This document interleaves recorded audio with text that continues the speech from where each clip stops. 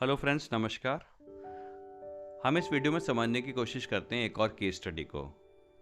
इसमें क्या हुआ था, एक क्लाइंट थे, उनका बिजनेस था, लेकिन उनका travel time to and fro जो था करीबन 2 घंटे से लेकर 2.5 घंटे था। और वो काफ़ी टायरिंग भी होता था, टाइम भी वेस्ट होता था और उनके प्रोडक्टिविटी भी कम हो पाती थी।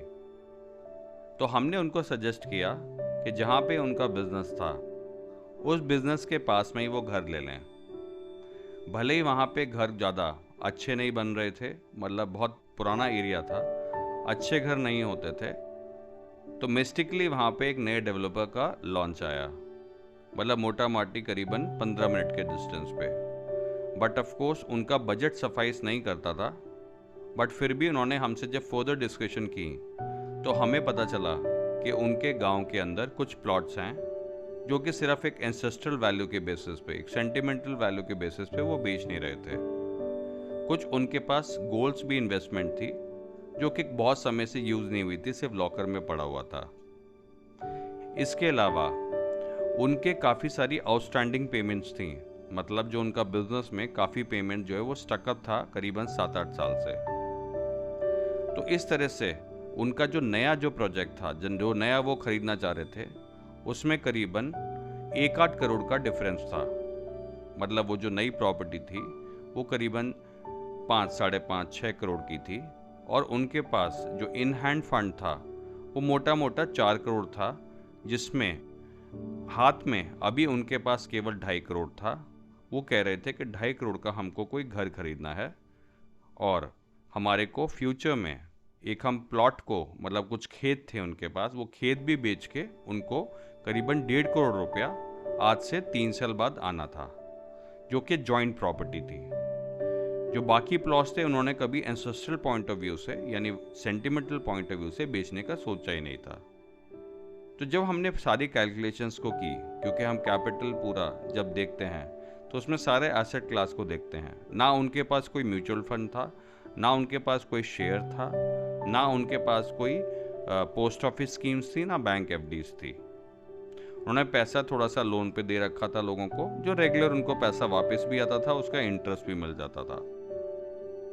तो जब हम इस केस स्टडी को हमने समझा और सारे फैक्टर्स को हमने समझा, तो हमने ये डिसाइड किया और उनको समझाया कि आपका जो ट्रैवल टाइम में टाइम वेस्ट होता है, ना केवल टाइम वेस्ट होता है बट आप थक भी जाते हैं। तो घर से अगर आप 15 मिनट दूरी पे आप एक प्रोजेक्ट को लेते हैं तो उसमें ट्रैवल टाइम भी कम होगा और जब आप अच्छे प्रोजेक्ट के अंदर जाएंगे आपको अच्छा भी लगेगा, आपकी फैमिली को भी अच्छा लगेगा। बट ऑफकोर्स जो आपकी जेंट्री होगी वो भी एक तरह से अपग्रेडेड होगी, यानी अच्छे प्रोफाइल्स वहाँ पे रह रहे होंगे। उन्होंने हमारी ये बात मानी और उन्होंने इन्वेस्टमेंट करी। पोजेशन के समय पे उन्होंने फिर भी मतलब करीबन 2 प्लॉट्स में जो उनके एंसेस्ट्रल थे उनमें से एक रखा और कुछ उन्होंने थोड़ा सा लोन ले लिया, जो कि उन्होंने आने वाले समय 5-6 साल में वो रीपे भी कर दिया। अब इसमें कैसे हो पाया ये, उनका जो बिजनेस भी था वो भी मल्टीप्लाई कर गया, उनके पास टाइम ज़्यादा बचा, उनके पास एफिशिएंसी भी बेटर हो गई, वो हेल्थ भी उनकी सफाइस कर गई, उनको ज़्यादा मेंटल स्ट्रेस और स्ट्रेन जो एक ड्राइविंग का होता है वो भी बच गया। तो उन्होंने वो समय अपना बिजनेस में लगाया और जो बिजनेस उनका हर साल एनुअली करीबन 10 से 18% का ग्रो कर रहा था, वो ग्रोथ उनकी 40 से 50% हो गई। तो ये जो फैक्टर्स हैं ये कभी कभी हम समझ नहीं पाते हैं जब हम प्रॉपर्टी को ले रहे होते हैं। बट मेरा सजेशन ये है, आप जहाँ पर भी वर्क कर रहे हैं उसके आसपास ही प्रॉपर्टी लें, उससे आपका ट्रैवल टाइम कम होता है। बट हाँ, इसका मतलब ये नहीं है कि आप कोई भी चीज़ में इन्वेस्टमेंट कर दें, लोकेलिटी देखना बहुत इंपॉर्टेंट है। और अगर कोई अच्छा डेवलपर उस जोन के आसपास 15 मिनट से लेके 20-25 मिनट्स के अंदर अगर कोई भी नई डेवलपमेंट हो रही है, एक टॉप डेवलपर कर रहा है, डेवलपर क्यों?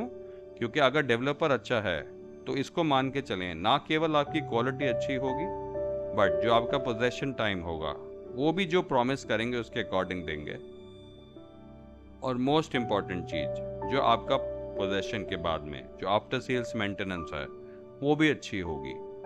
तो ये सब कुछ फैक्टर्स हैं जिसको हम समझते हैं और उसके बाद में हम इन्वेस्टमेंट करवाते हैं।